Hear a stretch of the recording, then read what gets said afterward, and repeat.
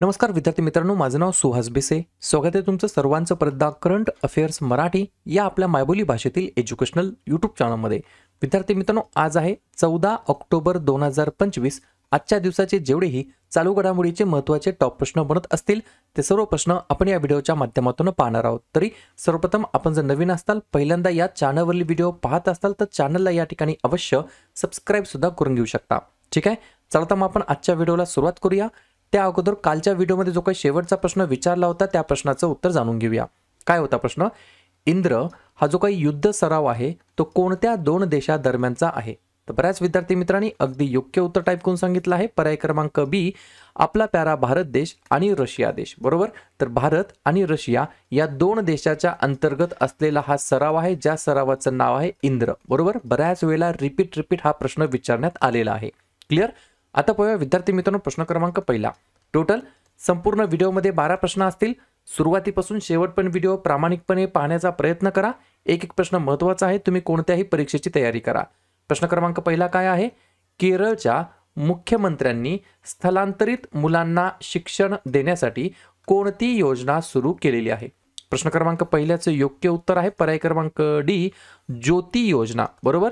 तर ज्योती नावाची जी काही स्कीम आहे, योजना आहे, ती या ठिकाणी सुरू केलेली आहे केरळच्या मुख्यमंत्र्यांनी. आणि या योजनेचा एकमेव उद्देश काय आहे?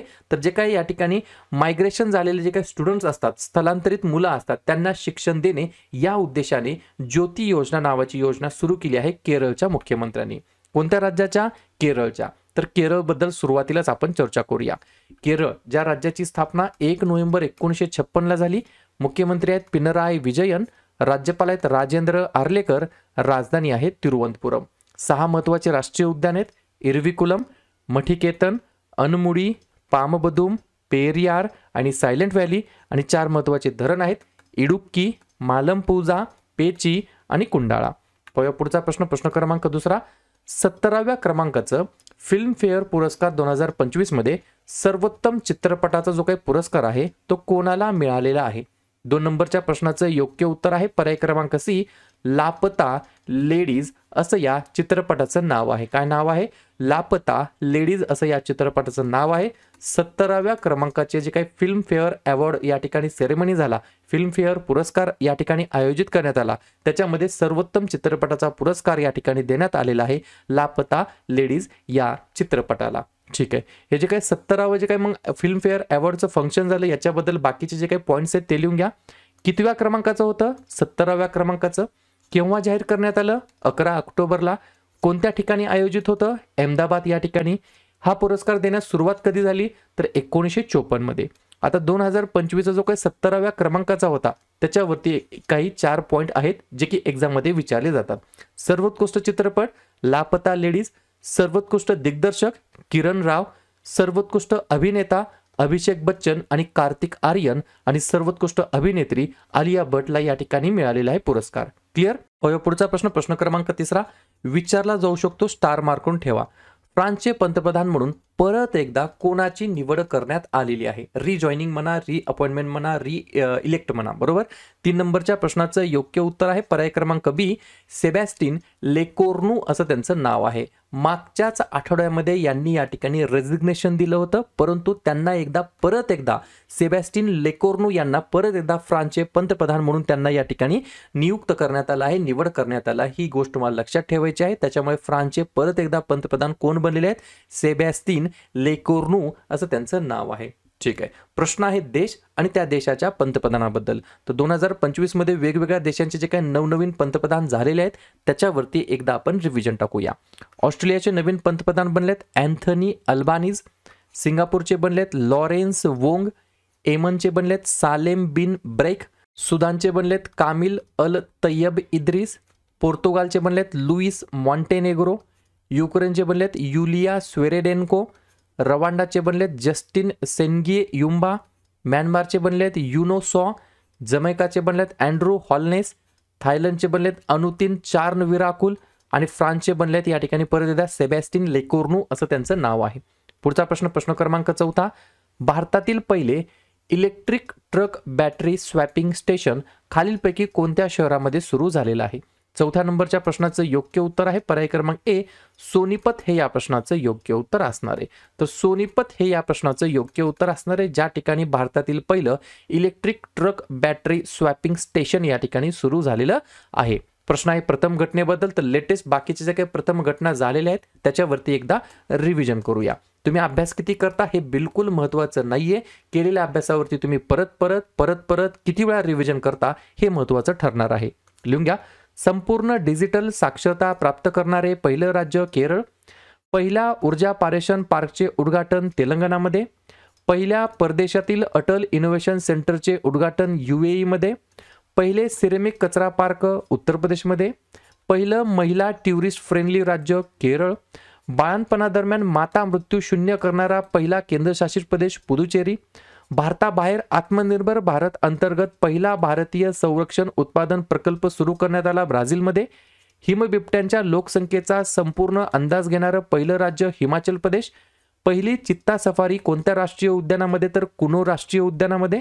पहिले पूर्णपणे सौर ऊर्जेवर चालणारे प्राणी संग्रहालय बन्नेरघट्टा बायोलॉजिकल पार्क. आणि भारतातील पहिले electric truck battery swapping station या ठिकाणी सुरू करण्यात आलं सोनीपतमध्ये. पुढचा प्रश्न प्रश्न क्रमांक 5 विचारला जाऊ शकतो. स्टार मार्क करून ठेवा. अफगाणिस्तानवर तालिबानच्या कब्जानंतर पहिल्यांदाच संयुक्त राष्ट्र सुरक्षा परिषदेच्या परवानगीने ऑक्टोबर 2025 मध्ये त्या देशाच्या परराष्ट्र मंत्र्यांनी भारताला भेट दिलेली आहे. तर त्या फॉरेन मिनिस्टर परराष्ट्र मंत्र्यांचं नाव काय आहे? तर पर्याय क्रमांक डी, आमिर खान मुत्ताकी असं त्यांचं नाव आहे. काय नाव आहे? आमिर खान मुत्ताकी असं त्यांचं नाव आहे. अफगाणिस्तानवरती तालिबानच्या कब्जानंतर पहिल्यांदाच संयुक्त राष्ट्र सुरक्षा परिषदेच्या परवानगीने ऑक्टोबर 2025 मध्ये आमिर खान मुत्ताकी या त्या देशाच्या परराष्ट्र मंत्र्यांनी या ठिकाणी भारताला व्हिजिट दिली आहे, भेट दिली आहे. पुढचा प्रश्न प्रश्न क्रमांक 6 जागतिक मानक दिवस केव्हा साजरा करण्यात येत असतो? तर विद्यार्थी मित्रांनो, आजच्या दिवशी 14 ऑक्टोबरला दरवर्षी आपण जागतिक मानक दिवस म्हणून साजरा करतो. हा दिवस साजरा करण्याचा मागचा उद्देश काय आहे? तर ग्राहक, उद्योग आणि नियामक यांच्यामध्ये मानकीकरणाचे महत्त्व याबद्दल जागरूकता निर्माण करणे, यासाठी हा दिवस आपण साजरा करत असतो. ठीक आहे. प्रश्न आहे महत्त्वाच्या दिवसाबद्दल. तर लगेच काय करूया, ऑक्टोबर महिन्यातील जेवढेही महत्त्वाचे दिवस असतील त्याच्यावरती आपण एकदा चर्चा करूया. लिहून घ्या. 1 ऑक्टोबर वृद्ध व्यक्तींचा आंतरराष्ट्रीय दिवस आणि जागतिक शाकाहारी दिवस.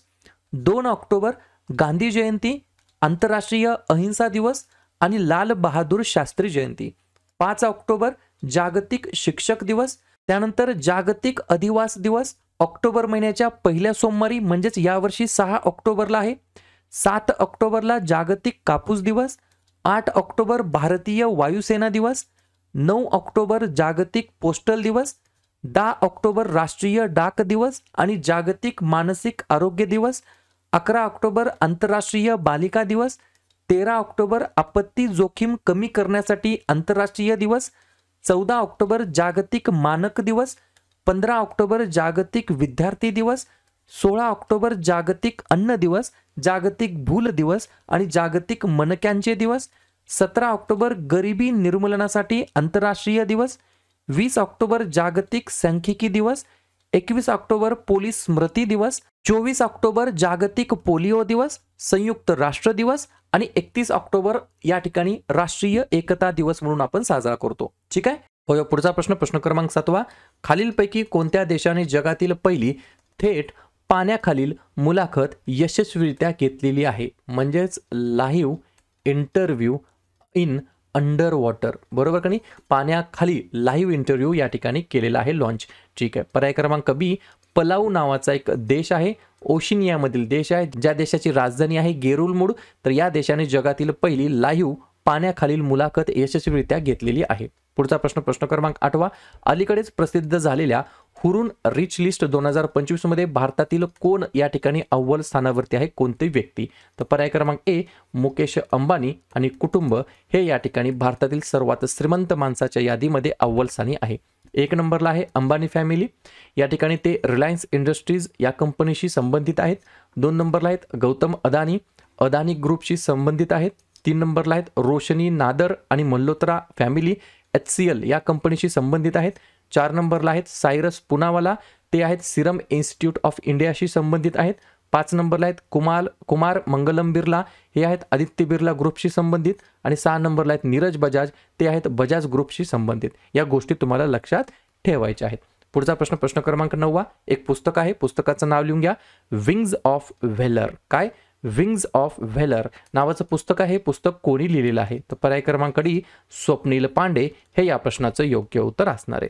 प्रश्न आहे पुस्तक आणि लेखकासंदर्भात. लगेच नवनवीन जे काही पुस्तकं प्रकाशित झालेले आहेत त्याच्यावरती चर्चा करूया. जस्टिस डिनाइड, जस्टिस लॉस्ट हे पुस्तक लिहिलं आहे कांचन चक्रवर्ती यांनी. इन प्रेज ऑफ कोअलायशन पॉलिटिक्स हे पुस्तक लिहिलं आहे मनोज के झा यांनी. Mother Mary comes to me Arundhati Roy यांनी लिहिलेलं आहे. The Chola tigers, the avengers of Somnath हे पुस्तक लिहिलं आहे अमिश त्रिपाठी यांनी. Operation Sindoor, the untold story of India's deep strike inside Pakistan हे पुस्तक लिहिलं आहे KJS धिल्लन यांनी.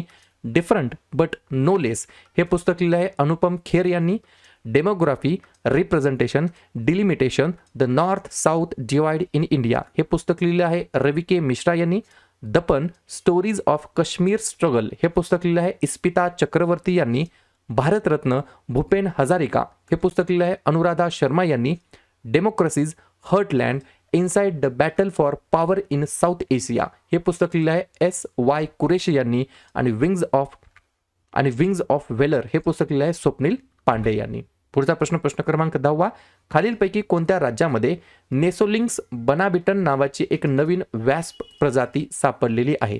पर्याय क्रमांक C पश्चिम बंगाल, वेस्ट बेंगॉल हे या प्रश्नाचं योग्य उत्तर असणार आहे. याच्या मागचं स्पष्टीकरण लिहून घ्या. हा वॅस्प पश्चिम बंगालमधील सॉल्ट लेक येथील सेंट्रल पार्कमध्ये आढळलेला आहे आणि त्याला या उद्यानाचे स्थानिक नाव बनाबिटन असं या ठिकाणी नाव देण्यात आलेलं आहे. जाता जाता पश्चिम बंगालबद्दल सुद्धा चर्चा करून जाऊया. या राज्याची स्थापना 26 जानेवारी 1950 ला झाली. मुख्यमंत्री आहेत ममता बॅनर्जी, राज्यपाल आहेत CV आनंदा बोस, राजधानी आहे कोलकाता. 3 महत्त्वाचे राष्ट्रीय उद्यान सुंदरवन, गोरुमारा आणि जलदपारा आणि 3 महत्त्वाचे धरण आहेत फरक्का, दुर्गापूर आणि कागजबाटी.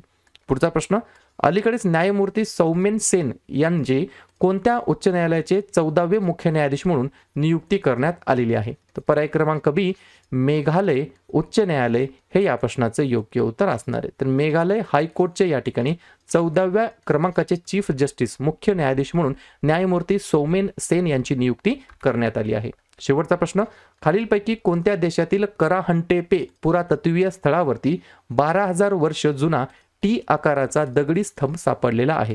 तर पर्याय क्रमांक A तुर्की असं या देशाचं नाव होतं. कालांतराने त्याचं नामकरण करण्यात आलं आहे, नवीन नाव ठेवण्यात आलं आहे तुर्कीचं झालं तुर्की ए. ठीक आहे. हा जो काही T आकाराचा दगडी स्तंभ आहे त्याचं महत्त्व काय आहे? तर हा स्तंभ कोरलेल्या मानवी चेहऱ्यासाठी प्रसिद्ध आहे, जो या काळातील एक अद्वितीय शोध आहे. क्लिअर? तर अशा प्रकारे विद्यार्थी मित्रांनो हे होतात 12 प्रश्न. उपक्रम, कंटेंट हा जो काही प्रयत्न आपण सुरू केलाय मराठी भाषेमध्ये कसा वाटतो अवश्य कमेंट करत चला. आणि तुमच्यासाठीचा आजचा खास प्रश्न, खालीलपैकी कोणता देश 8व्या आंतरराष्ट्रीय सौर आघाडी संमेलनाचे आयोजन करणार आहे? चीन, भारत, आफ्रिका की ऑस्ट्रेलिया? तर ज्या पण विद्यार्थ्यांनी या प्रश्नाचं योग्य उत्तर येत असेल त्या प्रश्नाचं उत्तर तुम्ही कमेंट बॉक्समध्ये देण्याचा प्रयत्न करा. प्रश्नाचं उत्तर चुकू द्या, बरोबर येऊ द्या, काहीच हरकत नाही. ट्राय करणं, प्रयत्न करणं सर्वात जास्त महत्त्वाचं आहे. आणि दुसऱ्या दिवशी येऊन आपण दिलेल्या प्रश्नाचं उत्तर हे बरोबर आले की चुकलं हे दुसऱ्या दिवशी येऊन नेहमी चेक करणं, अभ्यासामध्ये कन्सिस्टन्सी मेंटेन ठेवणं हे सगळ्यात जास्त महत्त्वाचं ठरणार आहे.